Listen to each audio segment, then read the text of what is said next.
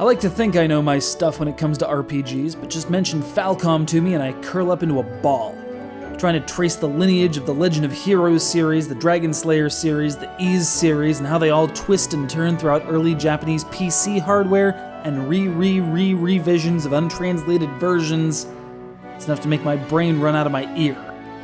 But still, I found myself with a copy of The Legend of Heroes, Trails in the Sky, and man, if there's more like this to be enjoyed, I must be missing out.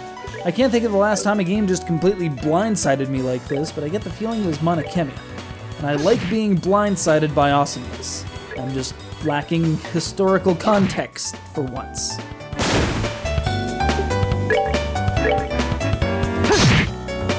So instead of yammering on about what the game was, I'll yammer on about what it is. An RPG that has a bit of tactical movement, a bit of spellcasting, a lot of turn manipulation and timing considerations, non-random battles engaged by approaching enemies on the world map. Honestly, if you were to run down a list of the things I like in an RPG, Trails in the Sky would hit at least 75% of them. Also to its credit, a story that's actually quite intriguing. In a world where recent scientific breakthrough has simultaneously outfitted adventurers with magic and ships with air travel capability, political unrest brews. But before any of that gets particularly interesting, we find a girl home alone, waiting for her adventurer father to return from a mission. Exactly the kind of scene where we get the feeling someone's about to become an orphan and doesn't know it yet. But not only does the old man show up, he's carrying a wounded boy. Several years later, this kid of mysterious origin has become a well-adjusted part of the family. So well-adjusted that when he begins to think he's not well-adjusted, it's a big deal. I mean, when in JRPGs does that ever happen?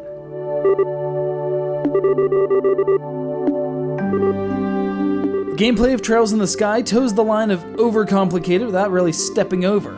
Sure, you're dealing with 7 different flavors of crystal shards dropped from enemies, which can be crafted into gems, which can be installed in each warrior's clockwork stat improvement mabob, technical term, or just hawk for cash. As members of the local Bracers Guild, basically a one-stop shop for heroes for hire, you'll be taking jobs and helping out the townsfolk, which usually involves getting into RPG-ish fights and plot exposition. Which is fine, especially since the translation and localization feels very comfortable, not trying to be overly formal or colloquial without undermining the world on the brink of technological breakthrough setting. And while the vocal work is a bit shaky, let's face it, it's tacked onto a game that didn't really need it in the first place, it knows not to get in the way of what feels like a really good PS1 era adventure.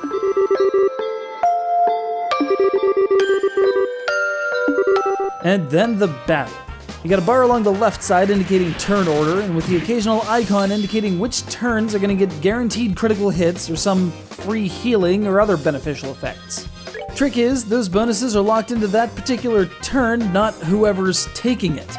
So if you manage to knock out the enemy that would have benefited such that an ally moves into that slot, they get the boon. It's another wrinkle of depth and a system that incorporates a grid-based tactical layout and instanced combat, with all sorts of spells to obtain and equip by loading quartz into your augment MacGuffin. Oh, and if you dish and receive enough damage over the course of several battles, you can spend that CP to break the turn order and throw an extra beefy attack in where needed. Look at Estelle go, like a low-res Lily Cock. If you've been struggling to break the Golden Dome over Falcom's offerings, well, you're not alone, especially in the West. But XSeed took a flyer on Trails in the Sky, and I, for one, applaud the effort. The gaming world needs more Minority Cushieta types.